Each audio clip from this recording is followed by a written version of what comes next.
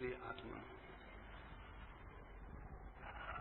सबसे पहले तो आपका स्वागत करूं इसलिए कि परमात्मा में आपकी उत्सुकता है, इसलिए कि सामान्य जीवन के ऊपर एक साधक के जीवन में प्रवेश करने की आकांक्षा है, इसलिए कि संसार के अतिरिक्त सत्य को पाने की प्यास है।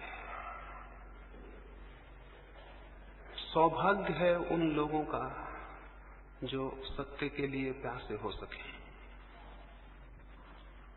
बहुत लोग पैदा होते हैं, बहुत कम लोग सत्य के लिए प्यासे हो पाते हैं। सत्य का मिलना तो बहुत बड़ा सौभाग्य है, सत्य की प्यास होना भी उतना ही बड़ा सौभाग्य है। सत्य ना भी मिले तो कोई हर्ज नहीं, लेकिन सत्य की प्यास ही पैदा न हो तो बहुत बड़ा हर्ज है। सत्य यदि न मिले तो मैंने कहा कोई हर्ज नहीं।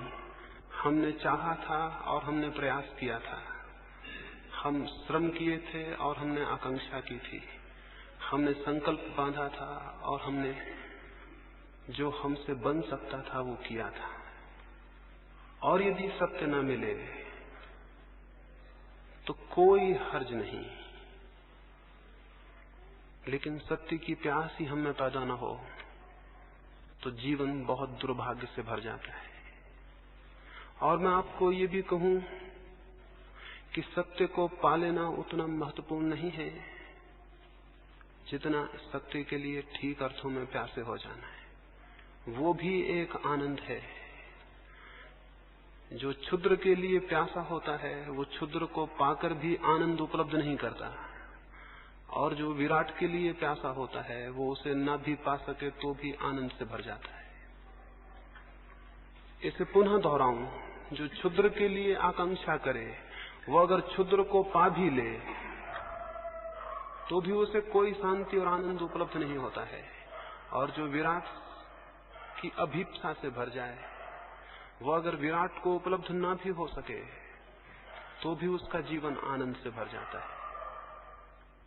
जिन अर्थों में हम श्रेष्ठ की कामना करने लगते हैं उन्हीं अर्थों में हमारे भीतर कोई श्रेष्ठ पैदा होने लगता है।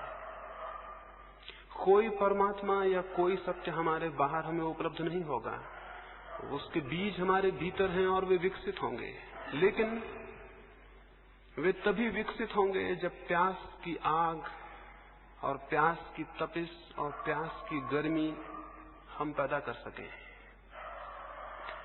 मैं जितनी श्रेष्ठ की आकांक्षा करता हूं उतना ही मेरे मन के भीतर छिपे हुए बीज जो विराट और श्रेष्ठ बन सकते हैं वे कंपित होने लगते हैं और उनमें अंकुर आने की संभावना पैदा हो जाती है। जब आपके भीतर कभी ये ख्याल भी पैदा हो कि परमात्मा को पाना है, जब कभी ये ख्याल भी पैदा हो कि शांति को और सत्य को उपलब्ध करना है, तो इस बात को स्मरण रखना कि आपके भीतर कोई बीज अंकुर होने को उत्सुक हो गया है। इस बात को स्मरण रखना आपके भीतर कोई दबी हुई आकांक्षा जाग रही है। इस बात को स्मरण रखना कि कुछ महत्वपूर्ण आंदोलन आपके भीतर हो रहा है। उस आंदोलन को हमें संभालना होगा, उस आंदोलन को सहारा देना होगा, क्योंकि बीज अकेला अंकुर बन जाए इतना ही काफी नहीं है, और भी बहुत सी सुरक्षाएं जरूरी हैं। और बीज अंकुर बन जाए इसके लिए बीज की क्षमता काफी नहीं है, और बहुत सी सुविधाएं भी जरूरी हैं। जमीन पर बहुत बीज पैदा होते हैं लेकिन बहुत कम बीज वृक्ष बन पाते हैं। उनमें क्षमता थी, वे विकसित हो सकते थे, और एक एक बीज में फिर करोड़ों करोड़ों बीज लग सकते थे। एक छोटे से बीज में इतनी शक्ति है कि पूरा जंगल उससे पैदा हो जाए। एक छोटे से बीज में इतनी शक्ति है कि सारी जमीन पर पौधे उससे पैदा हो जाएं। लेकिन ये भी हो सकता है इतनी विराट क्षमता, इतनी विराट शक्ति का वो बीज नष्ट हो जाए और उसमें कुछ भी पैदा न हो। एक बीज की ये क्षमता है, एक मनुष्य की तो क्षमता और भी बहुत ज्यादा है। एक बीज से इतना बड़ा विराट विकास हो सकता है। एक पत्थर के छोटे से टुकड़े से अगर अणु को विस्फोट कर लिया जाए तो महान ऊर्जा का जन्म होता है, बहुत शक्ति का जन्म होता है।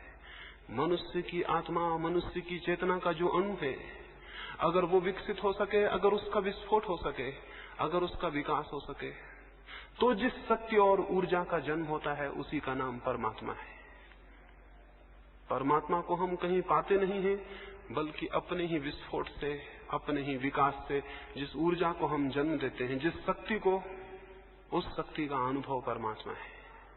उसकी प्यास आप में है, इसलिए मैं स्वागत करता हूं। लेकिन इससे कोई ये ना समझे कि आप यहां इकट्ठे हो गए हैं तो जरूरी हो कि आप प्यासे ही हों। आप यहां इकट्ठे हो सकते हैं मात्र एक दर्शक की भांति भी। आप यहां इकट्ठे हो सकते हैं एक मात्र सामान्य जिज्ञासा की भांति भी। आप यहां इकट्ठे हो सकते हैं एक कुतूहल के कारण भी, लेकिन कुतूहल से कोई द्वार नहीं खुलते। और जो ऐसे ही दर्शक की भांति खड़ा हो, उसे कोई रहस्य उपलब्ध नहीं होते। इस जगत में जो भी पाया जाता है उसके लिए बहुत कुछ चुकाना पड़ता है। इस जगत में जो भी पाया जाता है उसके लिए बहुत कुछ चुकाना पड़ता है। कुतूहल कुछ भी नहीं चुकाता है, इसलिए कुतूहल कुछ भी नहीं पा सकता है। कुतूहल से कोई साधना में प्रवेश नहीं करता। अकेली जिज्ञासा नहीं, मुमुक्षा, एक गहरी प्यास। कल संध्या में किसी से कह रहा था, अगर एक मरुस्थल में आप हों और पानी आपको न मिले और प्यास बढ़ती चली जाए और वो घड़ी आ जाए कि आप अब मरने को हैं और अगर पानी नहीं मिलेगा तो आप जी नहीं सकेंगे। अगर कोई उस वक्त आपको कहे कि हम ये पानी देते हैं लेकिन पानी देके हम जान ले लेंगे आपकी, यानी जान के मूल्य पर हम पानी देते हैं, आप उसको भी लेने को राजी हो जाएंगे, क्योंकि मरना तो है। प्यासे मरने की बजाय तृप्त होकर मर जाना बेहतर है। उतनी जिज्ञासा, उतनी आकांक्षा जब आपके भीतर पैदा होती है तो उस जिज्ञासा और आकांक्षा के दबाव में आपके भीतर का बीज टूटता है और उसमें से अंकुर निकलता है। बीज ऐसे ही नहीं टूट जाते हैं, उनको दबाव चाहिए, उनको बहुत दबाव चाहिए, बहुत उत्ताप चाहिए, तब उनकी सख्त खोल टूटती है और उसके भीतर से कोमल पौधे का जन्म होता है। हम सबके भीतर भी बहुत सख्त खोल है और जो भी उस खोल के बाहर आना चाहते हैं अकेले कुतूहल से नहीं आ सकेंगे। इसलिए स्मरण रखें, जो मात्र कुतूहल से इकट्ठे हुए हैं वे मात्र कुतूहल को लेकर वापस लौट जाएंगे, उनके लिए कुछ भी नहीं हो सकेगा। जो दर्शक की भांति इकट्ठे हों वे दर्शक की भांति ही वापस लौट जाएंगे, उनके लिए कुछ भी नहीं हो सकेगा। इसलिए प्रत्येक अपने भीतर पहले तो ये ख्याल कर ले उसमें प्यास है। प्रत्येक अपने भीतर ये विचार कर ले वो प्यासा है। इसे बहुत स्पष्ट रूप से अनुभव कर ले वो सच में परमात्मा में उत्सुक है। उसकी कोई उत्सुकता है सत्य को, शांति को, आनंद को उपलब्ध करने के लिए? अगर नहीं है तो वो समझे कि वो जो भी करेगा उस करने में कोई प्राण नहीं हो सकते, वो निष्प्राण होगा। और तब फिर उस निष्प्राण चेष्टा का अगर कोई फल ना हो तो साधना जिम्मेवार नहीं होगी, आप स्वयं जिम्मेवार होंगे। इसलिए पहली बात अपने भीतर अपनी प्यास को खोजना और उसे स्पष्ट कर लेना है। आप सच में कुछ पाना चाहते हैं,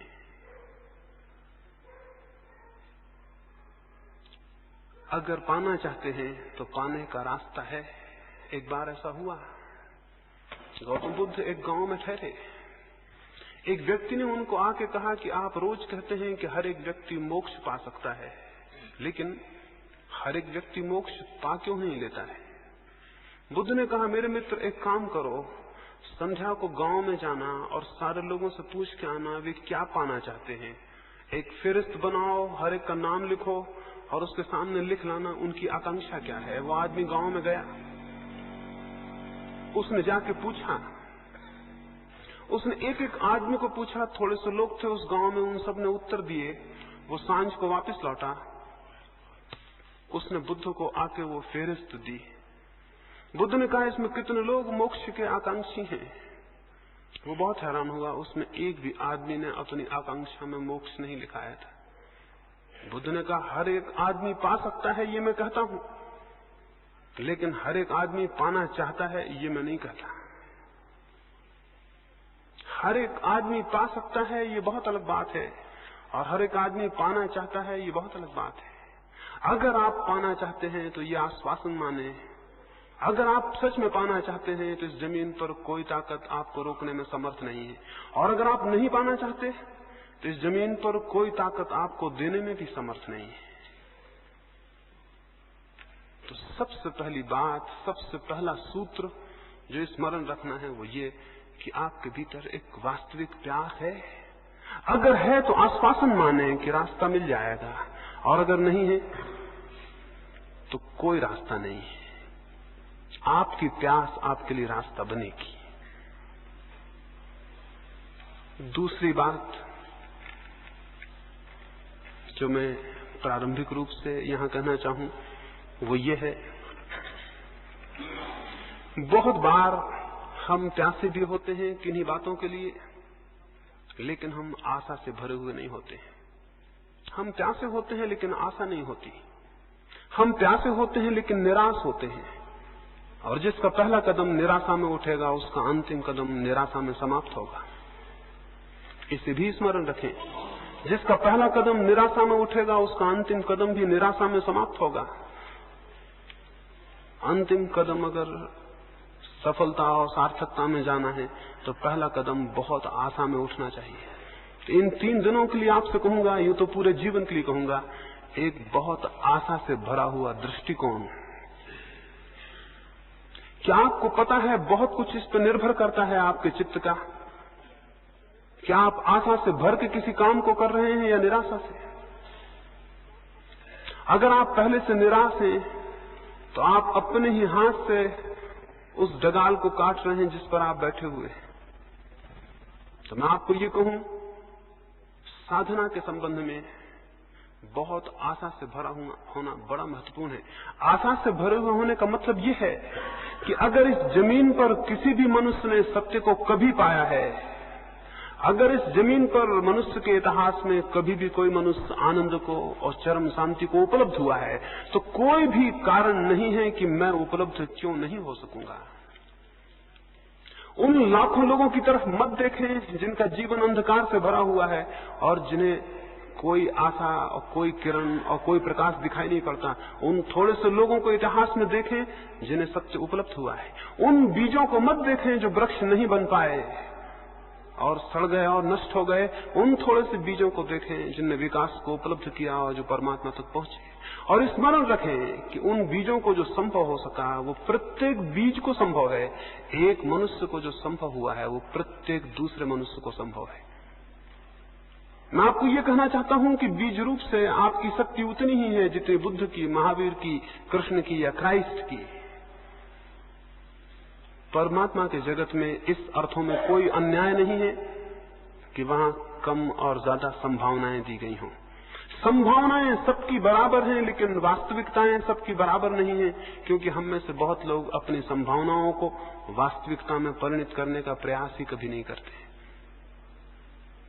तो एक आधारभूत ख्याल आशा से भरा हुआ होना है। ये विश्वास रखें कि अगर कभी भी किसी को शांति उपलब्ध हुई है, आनंद उपलब्ध हुआ है, तो मुझे भी उपलब्ध हो सकेगा। अपना अपमान न करें निराश होकर। निराशा स्वयं का सबसे बड़ा अपमान है। उसका अर्थ है कि मैं इस योग्य नहीं हूं कि मैं भी पा सकूंगा।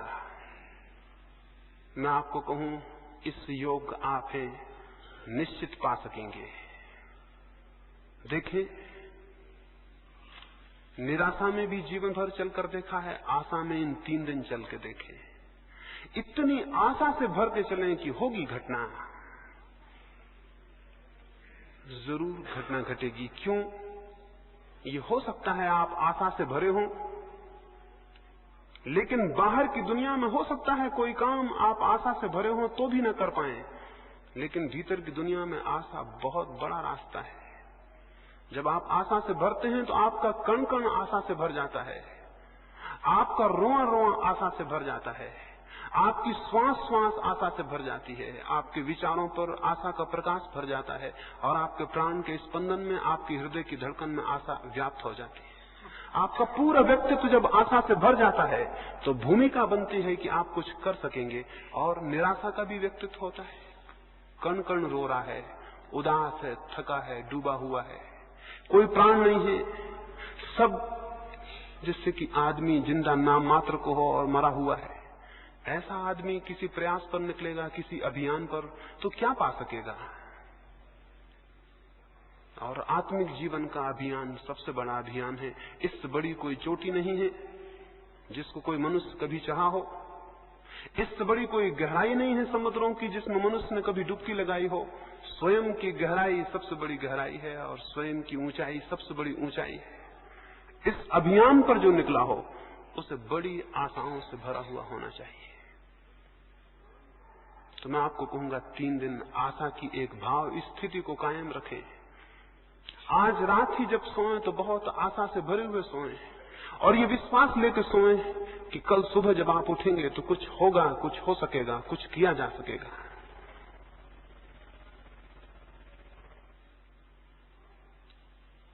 दूसरी बात मैंने कही, आशा का एक दृष्टिकोण।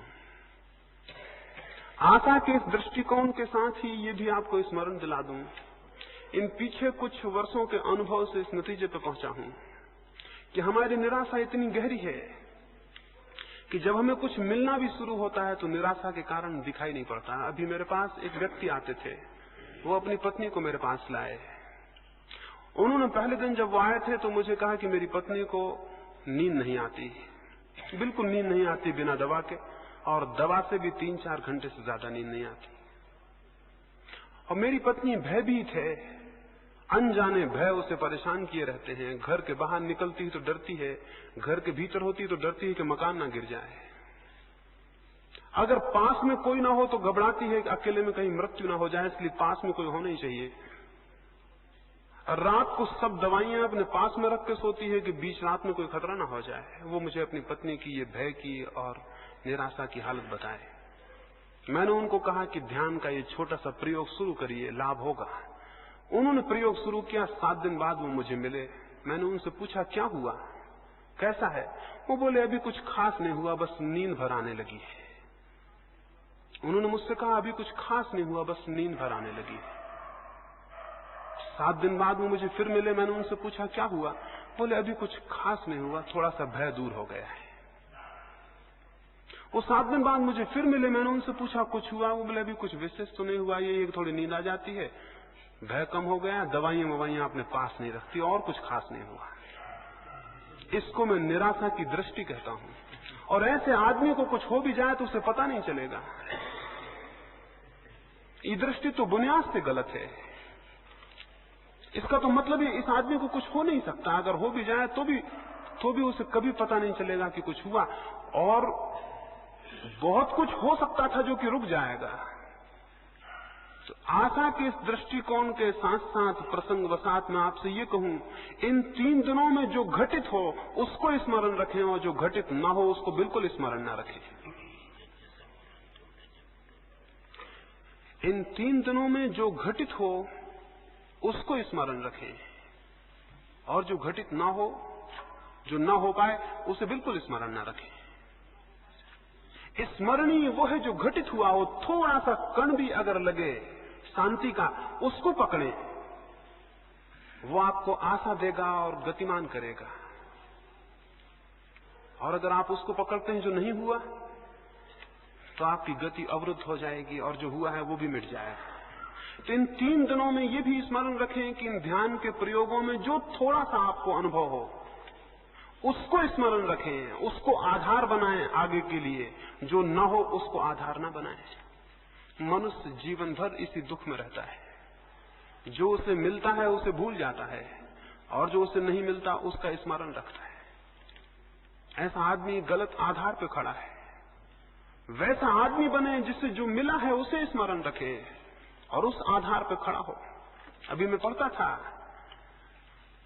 एक व्यक्ति ने किसी को कहा कि मेरे पास कुछ भी नहीं है, मैं बहुत दरिद्र हूं। उस दूसरे व्यक्ति ने कहा कि अगर तुम दरिद्र हो, एक काम करो, मैं तुम्हारी बाईं आंख चाहता हूं, इसके मैं 5000 रुपए देता हूं, तुम 5000 रुपए ले लो, बाईं आंख दे दो। उस आदमी ने कहा ये मुश्किल है, मैं बाईं आंख नहीं दे सकता। उसने कहा मैं 10,000 रुपए देता हूं, दोनों आंखें दे दो। उसने कहा 10,000 फिर भी मैं नहीं दे सकता। उसने कहा मैं तुम्हें 50,000 रुपए देता हूं, तुम अपनी जान मुझे दे दो। उसने कहा यह असंभव, मैं नहीं दे सकता।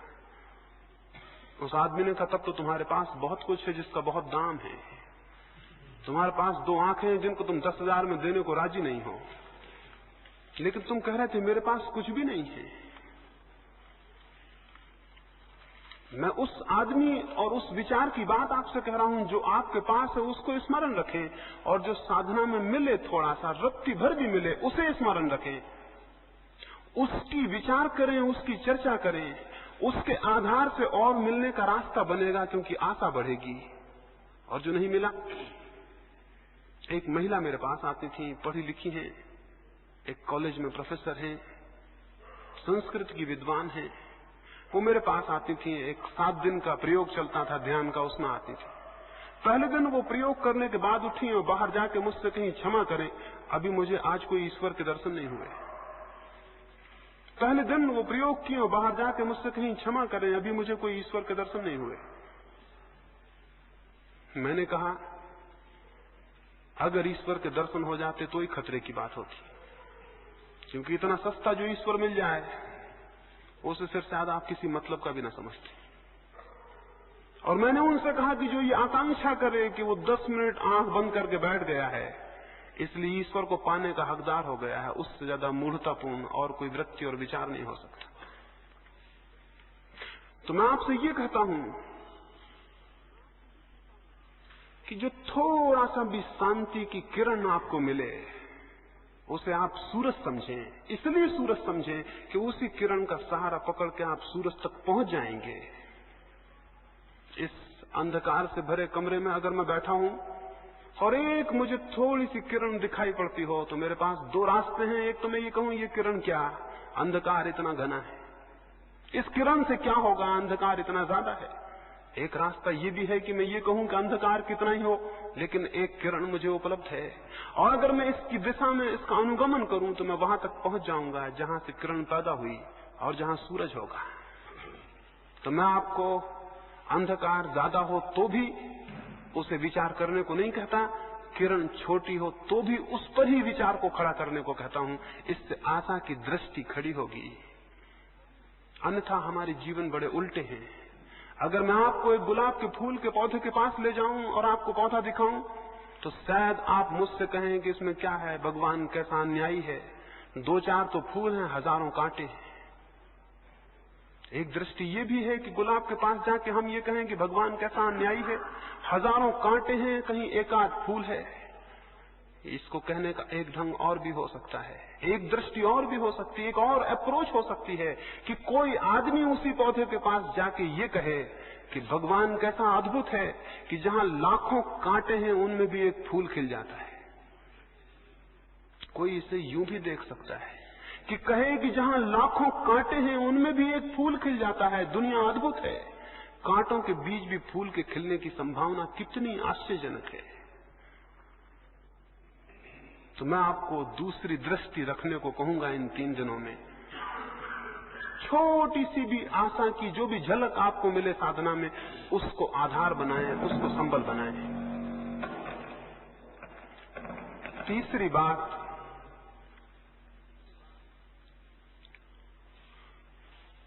साधना के इन 3 दिनों में आपको ठीक वैसे ही नहीं जीना है जैसा आप आज सांझ तक जीते रहे। मनुष्य बहुत कुछ आदतों का यंत्र है।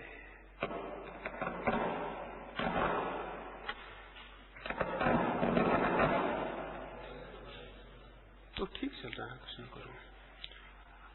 और अगर मनुष्य अपनी पुरानी आदतों के घेरे में ही चले तो साधना की नई दृष्टि खोलने में उससे बड़ी कठिनाई हो जाती है।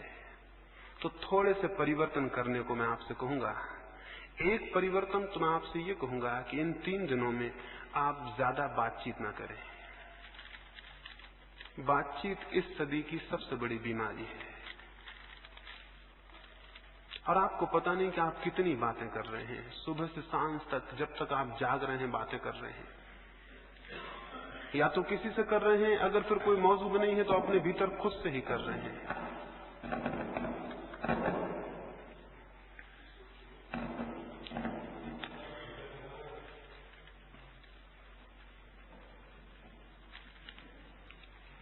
इन 3 दिनों में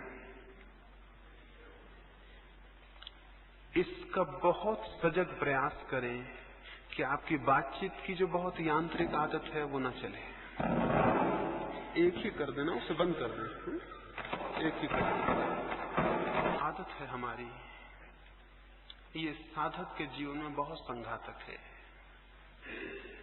इन 3 दिनों में मैं चाहूंगा आप कम से कम बात करें, और जो बात भी करें वो बात भी अच्छा हो कि आपकी वही सामान्य ना हो जो आप रोज करते हैं।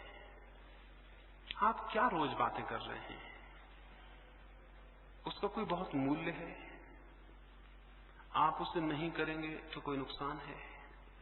जिसको आप कर रहे हैं उसका अगर नहीं उसे बताएंगे, कोई अहित है? इन 3 दिनों में स्मरण रखें कि हमें किसी से कोई विशेष बात नहीं करनी है। बहुत अद्भुत लाभ होगा। अगर कोई थोड़ी बहुत बात आप करें भी, अच्छा हो कि वो साधना से ही संबंधित हो और कुछ ना हो। अच्छा तो यह है कि ना ही करें। ज्यादा से ज्यादा समय मौन को रखें। वो भी जबरदस्ती मौन रखने को नहीं कहता हूं कि आप बिल्कुल बोलें ही ना या लिख के बोलें। आप बोलने के लिए मुक्त हैं, बातचीत करने को मुक्त नहीं है। और स्मरण पूर्वक जितना सार्थक हो उतना बोलें, बाकी चुप रहें। 2 लाभ होंगे। एक तो बड़ा लाभ होगा कि व्यर्थ जो शक्ति व्यय होती है बोलने में, वो संचित होगी, और उस शक्ति का हम उपयोग साधना में कर सकेंगे। दूसरा लाभ ये होगा कि आप दूसरे लोगों से टूट जाएंगे और आप थोड़े एकांत में हो जाएंगे। हम यहाँ पहाड़ पर आए, पहाड़ पर आने का कोई प्रयोजन पूरा न होगा अगर यहाँ हम 200 लोग इकट्ठे हुए हैं और आपस में बातचीत करते रहे और बैठ के गपशप करते रहे, तो हम भीड़ के भीड़ में रहे, हम एकांत में नहीं आ पाए। एकांत पे आने के लिए पहाड़ पे जाना ही जरूरी नहीं है, ये भी जरूरी है कि आप दूसरे लोगों से अपना संबंध थोड़ा शिथिल कर लें और अकेले हो जाएं। बहुत नाम मात्र को संबंध रखें। समझें कि आप अकेले हैं इस पहाड़ पर और दूसरा कोई नहीं है, और आपको इस तरह जीना है जैसे आप अकेले आए होते, अकेले रहते, अकेले घूमने जाते, अकेले किसी दरख्त के नीचे बैठते। वैसे झुंड में आप ना जाएं, 4-6 मित्र बन के ना जाएं, अलग अलग एक एक। इन 3 दिनों में हम इस तरह जिए। ये मैं आपको कहूं कि भीड़ में जीवन का कोई श्रेष्ठ सत्य न कभी पैदा होता है और न कभी अनुभव होता है। भीड़ में कोई महत्वपूर्ण बात कभी नहीं हुई। जो भी सत्य के अनुभव हुए हैं वे अत्यंत एकांत में और अकेलेपन में हुए हैं। जब हम किसी मनुष्य से नहीं बोलते और जब हम सारी बातचीत बाहर और भीतर बंद कर देते हैं, तो प्रकृति किसी बहुत रहस्यमय ढंग से हमसे बोलना शुरू कर देती है।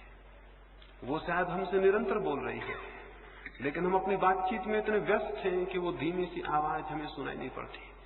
हमें अपनी सारी आवाज बंद कर देनी होगी ताकि हम उस अंतश्चेतन की आवाज को सुन सकें जो प्रत्येक के भीतर चल रही है। तो इन 3 दिनों में बिल्कुल बातचीत को छीन कर दें। स्मरण पूर्वक अगर आदतवश बातचीत शुरू हो जाए और ख्याल आ जाए तो बीच में वहीं तोड़ दें और क्षमा मांग लें कि भूल हो गई। अकेले में जाएं। यहां जो हम प्रयोग करेंगे वे तो करेंगे ही, लेकिन आप अकेले में प्रयोग करें। कहीं भी चले जाएं, किसी दरख्त के नीचे बैठे। हम ये भी भूल गए हैं कि हमारा प्रकृति से कोई संबंध है और कोई नाता है, और हमको ये भी पता नहीं है कि प्रकृति के सानिध्य में व्यक्ति जितनी शीघ्रता से परमात्मा की निकटता में पहुंचता है उतना और कहीं नहीं पहुंचता। तो इस अद्भुत 3 दिन के मौके का अवसर का लाभ उठाएं, अकेले में चले जाएं और व्यर्थ की बातचीत ना करें। वो 3 दिन के बाद फिर करने को आप काफी समय रहेगा, उसे बाद में कर ले सकते हैं। इस तीसरी बात को स्मरण रखें कि अधिकतर 3 दिन मौन में, एकांत में और अकेले में बिताने हैं। सब साथ हों तो भी अकेले में ही हम बिता रहे हैं। साधना का जीवन अकेले का जीवन है। हम यहाँ इतने लोग हैं, हम ध्यान करने बैठेंगे तो लगेगा समूह में ध्यान कर रहे हैं, लेकिन सब ध्यान वैयक्तिक है, समूह का कोई ध्यान नहीं होता। बैठे जरूर हम यहाँ इतने लोग हैं, लेकिन हर एक भीतर जब अपने जाएगा तो अकेला रह जाएगा। जब वो आंख बंद करेगा अकेला हो जाएगा, और जब शांति में प्रवेश करेगा उसके साथ कोई भी नहीं होगा। हम यहाँ 200 लोग होंगे, लेकिन हर एक आदमी केवल अपने साथ होगा, बाकी 199 के साथ नहीं होगा। सामूहिक कोई ध्यान नहीं होता, न कोई प्रार्थना होती है। सब ध्यान, सब प्रार्थनाएं वैयक्तिक होती हैं, अकेली होती हैं। यहां भी हम अकेले रहेंगे, बाहर भी हम अकेले रहेंगे, और अधिकतर मौन में समय को व्यतीत करेंगे, नहीं बोलेंगे।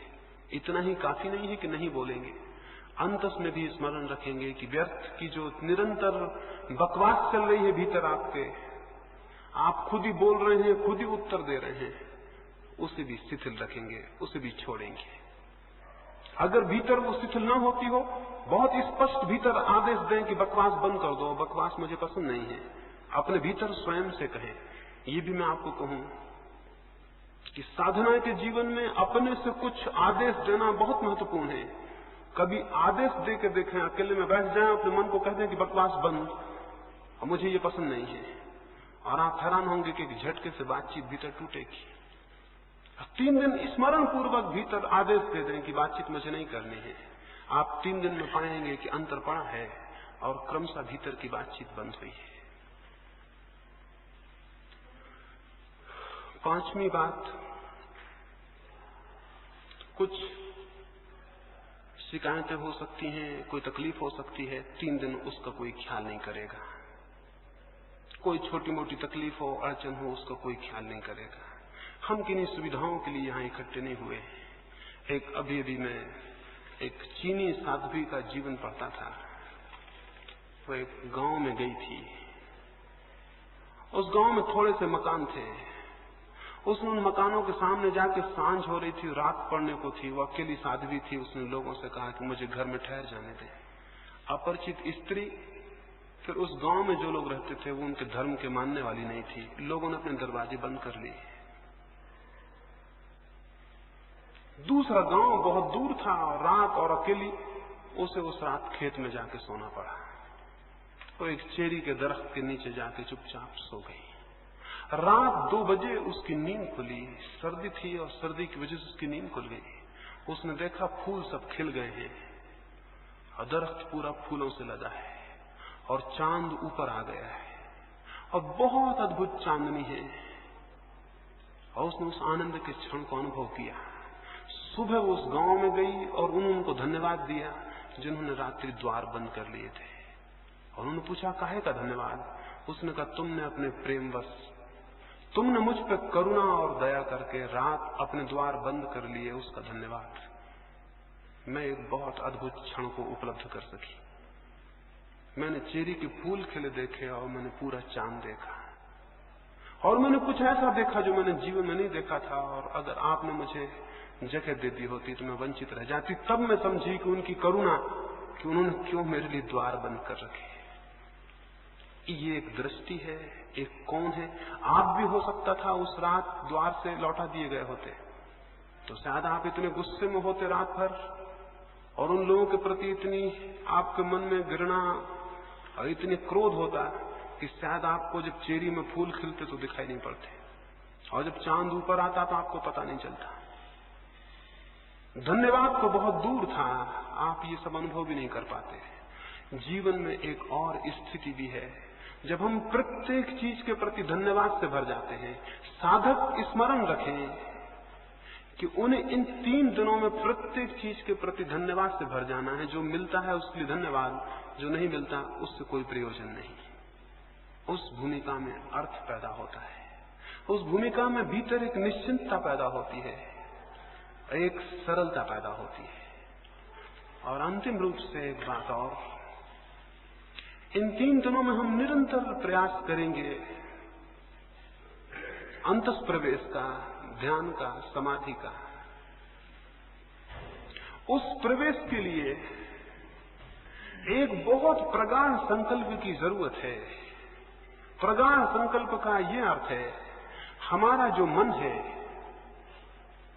उसका एक बहुत छोटा सा हिस्सा, जिसको हम चेतन मन कहते हैं, उसी में सब विचार चलते रहते हैं।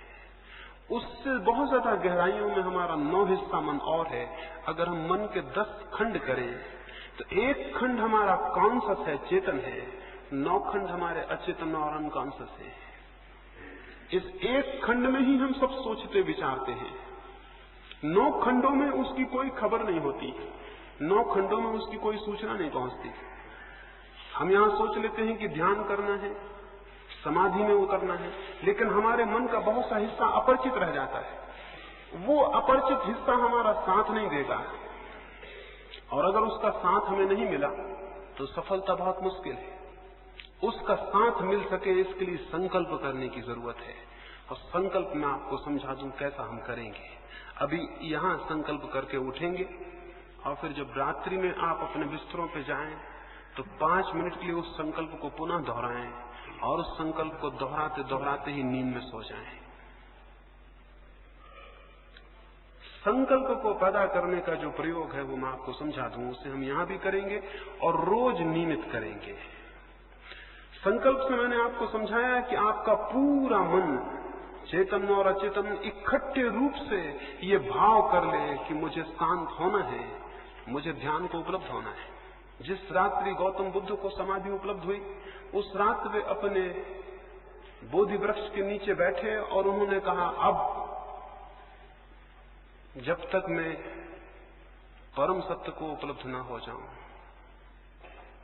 तब तक यहां से उठूंगा नहीं। हमें लगेगा इससे क्या मतलब है, आपके नहीं उठने से परम सत्य कैसे उपलब्ध हो जाएगा? लेकिन ये ख्याल कि जब तक मुझे परम सत्य उपलब्ध ना हो जाए मैं यहां से उठूंगा नहीं, ये सारे प्राण में गूंज गया। वे नहीं उठे जब तक परम सत्य उपलब्ध नहीं हुआ, और आश्चर्य है कि परम सत्य उसी रात्रि उन्हें उपलब्ध हुआ। वे 6 वर्ष से चेष्टा कर रहे थे, लेकिन इतना प्रगाढ़ संकल्प किसी दिन नहीं हुआ था। संकल्प की प्रगाढ़ता कैसे पैदा हो, वो मैं छोटा सा प्रयोग आपको करता हूं, वो हम अभी यहां करेंगे, और फिर उसे हम रात्रि में नियमित करके उसे सोएंगे। अगर आप अपनी सारी श्वास को बाहर फेंक दें और फिर श्वास को अंदर ले जाने से रुक जाएं, क्या होगा? अगर मैं अपनी सारी श्वास बाहर फेंक दूं और फिर नाक को बंद कर लूं और श्वास को भीतर न जाने दूं तो क्या होगा? क्या थोड़ी देर में मेरे सारा प्राण उस श्वास को लेने को तड़पने नहीं लगेगा?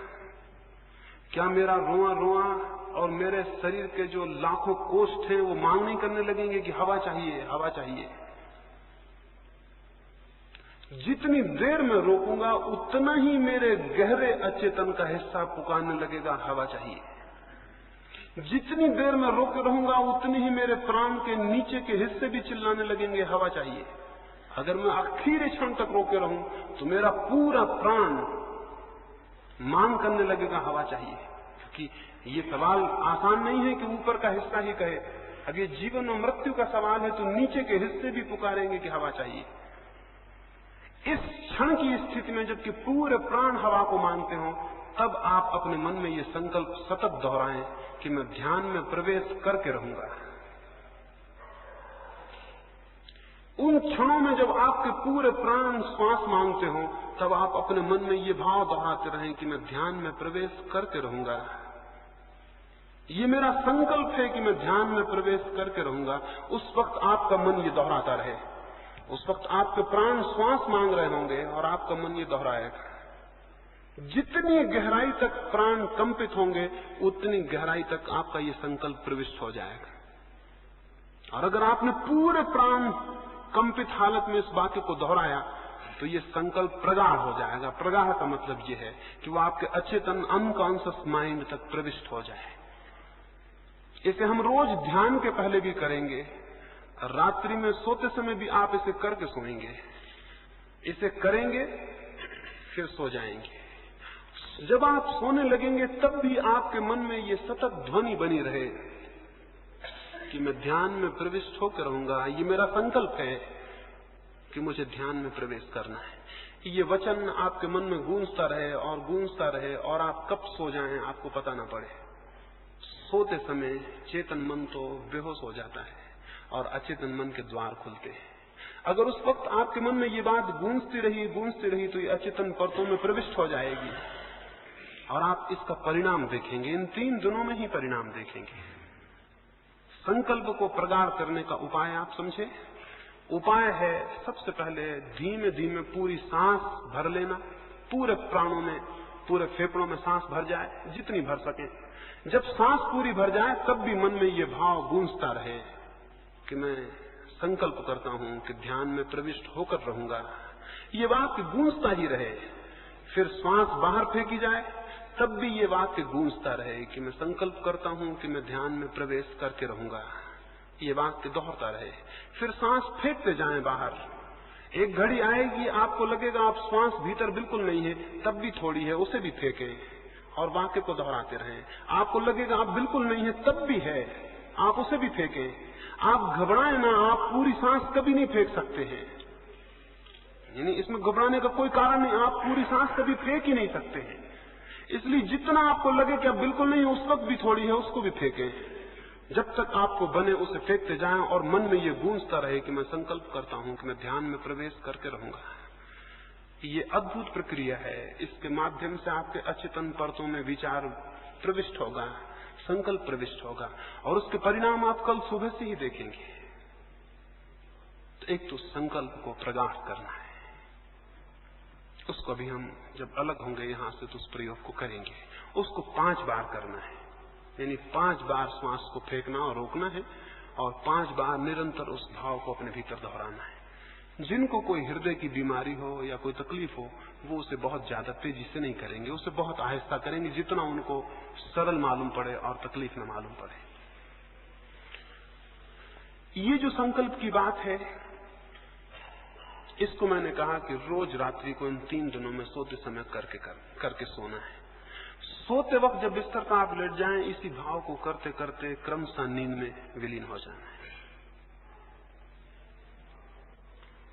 ये संकल्प की स्थिति अगर हमने ठीक से पकड़ी और अपने प्राणों में उस आवाज को पहुंचाया तो परिणाम होना बहुत सरल है और बहुत बहुत आसान है। ये थोड़ी सी बातें आपको आज कहनी थी। इनमें जो प्रासंगिक जरूरतें हैं वो मैं समझता हूं आप समझ गए होंगे। जैसा मैंने कहा कि बातचीत नहीं करनी है, स्वाभाविक है कि आपको अखबार, रेडियो इनका उपयोग नहीं करना है, क्योंकि वो भी बातचीत है। मैंने आपसे कहा मौन में और एकांत में होना है। इसका स्वाभाविक मतलब हुआ कि जहां तक बने साथियों से दूर रहना है। जितनी देर हम यहां मिलेंगे वो अलग, भोजन के लिए जाएंगे वो अलग, वहां भी आप बड़े मौन से और बड़ी शांति से भोजन करें। वहां भी सन्नाटा हो जिससे पता ना चले कि आप वहां हैं। यहां भी आए तो सन्नाटे में और शांति में आए। देखें 3 दिन शांत रहने का प्रयोग क्या परिणाम लाता है। रास्ते पे चलें तो बिल्कुल शांत, उठे बैठे तो बिल्कुल शांत, और अधिकतर एकांत में चले जाएं। सुंदर कोई जगह चुने, वहां चुपचाप बैठ जाएं। अगर कोई साथ है तो वो भी चुपचाप बैठे, बातचीत ना करे, अन्यथा पहाड़ियां व्यर्थ हो जाती हैं, सौंदर्य व्यर्थ हो जाता है। जो सामने है वो दिखाई नहीं पड़ता, आप बातचीत में सब समाप्त कर देते हैं। अकेले में जाएं और इसी भांति ये जो थोड़ी सी बातें मैंने कही आपके लिए जो जरूरी हो हर एक के लिए, अगर आपके भीतर प्यास नहीं मालूम होती बिल्कुल, तो उस प्यास को कैसे पैदा किया जाए उसके संबंध में कल मुझसे प्रश्न पूछ लें। अगर आपको ऐसा नहीं लगता कि मुझे कोई आशा नहीं मालूम होती तो आशा कैसे पैदा हो उसके संबंध में कल सुबह मुझसे प्रश्न पूछ लें। अगर आपको लगता है कि मुझे कोई संकल्प करने में कठिनाई है या नहीं बन पाता या नहीं होता, सारी कठिनाइयां मुझसे सुबह पूछ लें। कल सुबह ही 3 दिन के लिए जो भी कठिनाइयां आ सकती हैं वो आप मुझसे पूछ लें, ताकि 3 दिन में कोई भी समय व्यय न हो। अगर प्रत्येक व्यक्ति की कोई अपनी वैयक्तिक तकलीफ और दुख और पीड़ा है जिससे वो मुक्त होना चाहता है, या जिसकी वजह से वो ध्यान में नहीं जा सकता, या जिसकी वजह से वो ध्यान में प्रवेश करना उसे मुश्किल होता है, समझ लें। अगर आपको कोई एक विशेष चिंता है जो आपको प्रवेश नहीं होने देती शांति में, तो आप उसके लिए अलग से पूछ लें। अगर आपको कोई ऐसी पीड़ा है जो आपको नहीं प्रवेश होने देती, उसके लिए आप अलग से पूछ लें। वो सबके लिए नहीं होगी सामूहिक, वो आपकी वैयक्तिक होगी, उसके लिए आप अलग प्रयोग करेंगे।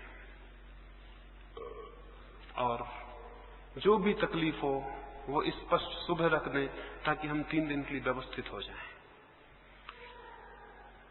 ये थोड़ी सी बातें मुझे आपसे कहनी थी, आपकी एक भाव दृष्टि बने, और फिर जो हमें करना है वो हम कल से शुरू करेंगे और कल से समझेंगे। अभी हम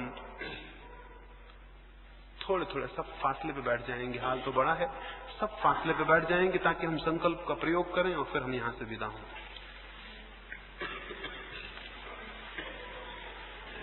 ऐसे झटके से नहीं, बहुत आहिस्ता आहिस्ता पूरा फेफड़ा भर लेना है। जब आप फेफड़े को भरेंगे तब आप स्वयं अपने मन में दोहराते रहेंगे कि मैं संकल्प करता हूं कि मैं ध्यान में प्रवेश करके रहूंगा। इस वाक्य को आप दोहराते रहेंगे। फिर जब श्वास पूरी भर जाए आखिरी सीमा तक, तब उसे थोड़ी देर रोकें और अपने मन में ये दोहराते रहें।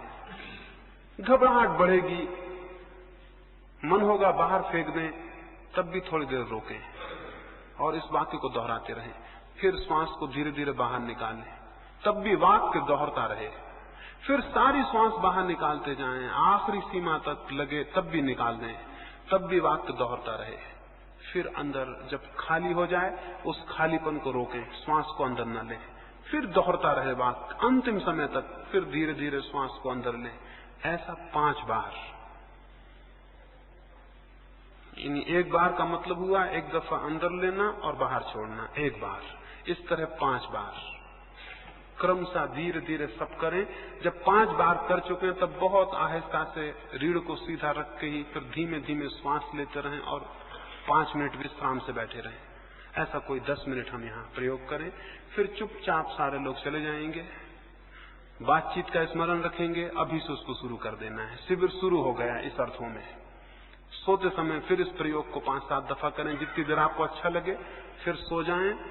सोते समय सोचते हुए सोएं उसी भाव को कि मैं शांत होकर रहूंगा, ये मेरा संकल्प है। और नींद आपको पकड़ ले और आप उसको सोचते रहें। तो लाइट बुझा दें।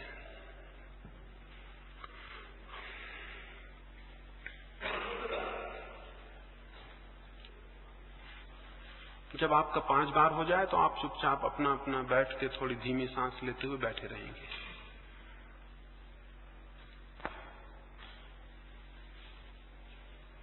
रीढ़ सीधी कर लें, सारे शरीर को आराम से छोड़ दें। रीढ़ सीधी हो और शरीर आराम से छोड़ दें। आंख बंद कर लें,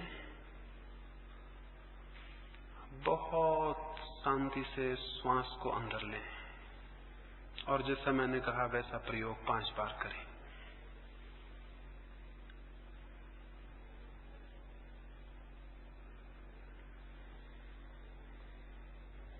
मैं प्रवेश करके रहूंगा, मैं ध्यान में प्रवेश करके रहूंगा। मेरा संकल्प है कि ध्यान में प्रवेश होगा। मेरा संकल्प है कि ध्यान में प्रवेश होगा। पूरे प्राणों को संकल्प करने दें।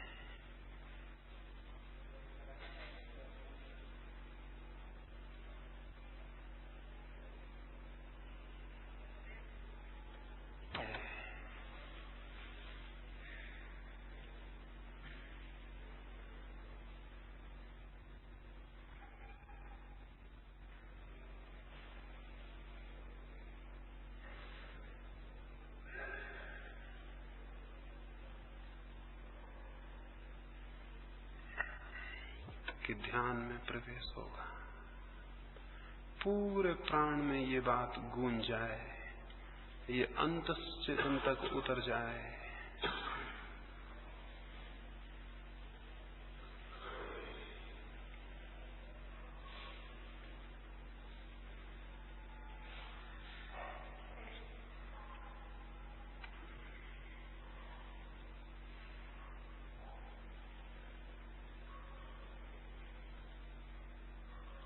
पांच बार आपका हो जाए तो फिर बहुत आहिस्ता से बैठ के शांति से रीढ़ को सीधा रखे हुए ही धीमे धीमे श्वास को लें, धीमे छोड़ें और श्वास को ही देखते रहें। 5 मिनट विश्राम करें। उस विश्राम के समय में जो संकल्प हमने किया है वो और गहरे अपने आप डूब जाएगा। 5 बार संकल्प कर लें, फिर चुपचाप बैठ के श्वास को देखते रहें 5 मिनट तक और बहुत धीमी श्वास लें। फिर